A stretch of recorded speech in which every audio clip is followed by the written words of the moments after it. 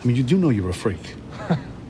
Your deductive powers are a gift from God or chance or a straight shot of sperm or whatever, whoever the hell wrote your life script, a gift. All right. You don't know how to assess your competition because you haven't competed. Don't make me your competition.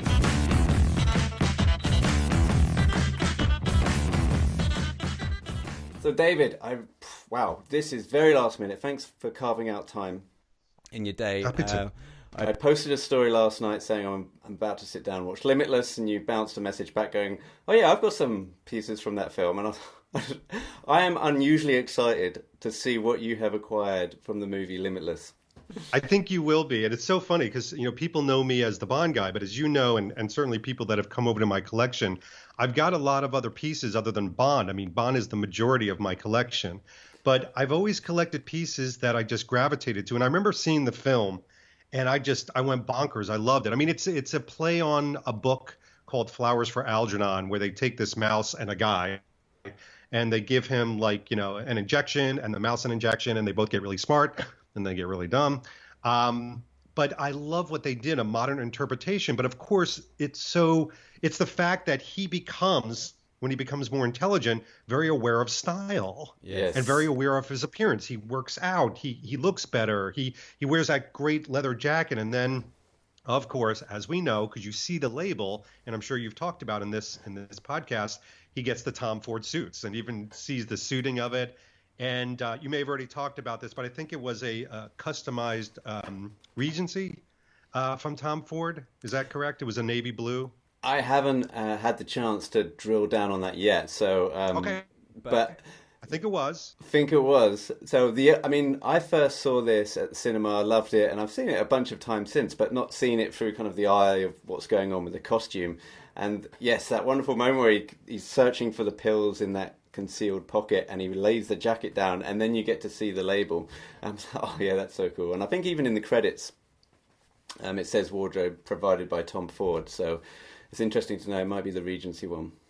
I believe it is, and I'll even go further. I believe it's similar, if not bang on, or slightly customized version of the one you see Daniel Craig wear in Quantum of Solace, the navy blue one that everybody almost universally agrees is the best fitting Tom Ford suit, and of course it fits Bradley Cooper so well. So I'll tell you the quick story, Reader's Digest version.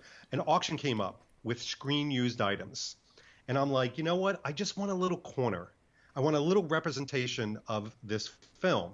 So let me tell you what I have here. So you may recognize some of this stuff You've got from the the film. pillbox. He's got the pillbox. Now I've got to tell you, the pill box is screen accurate, but it's not screen used. Right. I want you to listen to this. Hold on a second. Oh, fantastic. What I do have inside, and this is screen used from the movie, and you'll never be able to see it on this tiny camera, but that is terrific. I do have one of the pills. That is terrific. Have you ever been tempted to take it? Live, everybody. Oh my God. He's now gonna do 50 blogs in one day. Oh no, I dropped it. Now it's gone. No. So what's nice is awesome. When I have people come over, I do this little thing and they're like, what's with the tea thing? And then I rattle it, and then that is like the main prop of the film. But I'll go one step further that has all to do with From Tailors with Love. I have a screen used shirt that Bradley Cooper wore from the movie. Wow. And so all the disputes and things like that, this is directly from the auction. I have all the auction stuff to support it. It is a 16.5, 42 centimeter, made in Vietnam, slim fit. I'll get up nice and close so you and your viewers can see that. Jermaine Street, Thomas Pink. Yeah. Thomas Pink, I believe it is the Keaton. And let me just show you, it's got obviously the placket. It's got the white mother of pearl buttons. What's nice about this is not the plain one he wears at first. It is the striped one. Ah. So he wears a striped one that you see in all the promotional shirt pictures. When you see him in the Tom Ford Regency suit, this is that shirt. Oh, that is beautiful. I've got that shirt. I'll send you good pictures of this too, so if you want to embed it. Yeah, but please. You can see here, it's got the 2-button, Everybody's been, I guess, arguing about that. That's terrific. So this is screen use, guys. This isn't screen accurate. I didn't get this from the catalog.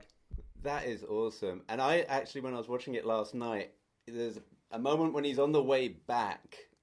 I think he's on the way back and he's lost his pills. He's kind of in the back of the car, his head, hands to the head, and you can see is there like a mitered cuff? Is that what it's called there at the end? And it's a real nice close up of that cuff, and now we can see it for real. That is and what's really nice about this is I know that the costume designer in some of the show notes had chosen Thomas Pink because Thomas Pink is well known, even beyond other shirt makers that we know, to make this special collar. And because he was never going to wear a tie in the movie, she needed a collar that could stand up and look okay with a tie. Because when you take off a regular shirt that goes with a tie and a suit, very often it looks like it's missing a tie, like it's not sitting right. This, because of the distance, this is more information than you thought. No. Because the distance of the buttons and because of the height and rigidity of this collar, and you can see the way it's angled, is specifically made to be worn without a tie. You actually don't even need a tie with this. Wow. And that's why you see him without a tie. Now, hold on. But wait, there's more. If you act now, also in the auction, I have a screen used, and you see this in the film, newspaper with the exact shirt that he is wearing. That is fantastic. And what's really cool about this is there's literally, like, you think like, oh my gosh, nobody's going to see this on film. And yet, hold on, it gets better. There's a whole article, and it reads, Midas Touch. Eddie Mora, day trader at Lafayette Trading, has been hitting big lately. And it's an entire article directly from the movie. Who is Eddie Morrow? In the sizzling 3 days of trading, the unknown Mr. Morrow trumped the market, prompting one prominent hedge fund manager to comment, he's Houdini. He's a prophet for our times. Let's face it, he's genius. And it just goes on and on and on. Oh, that is terrific. He's got the Tom Ford suit slung over him. He's got the shirt that I am literally holding on his back. And there you go. Oh, mate, I'm so happy for you. That is really, really cool.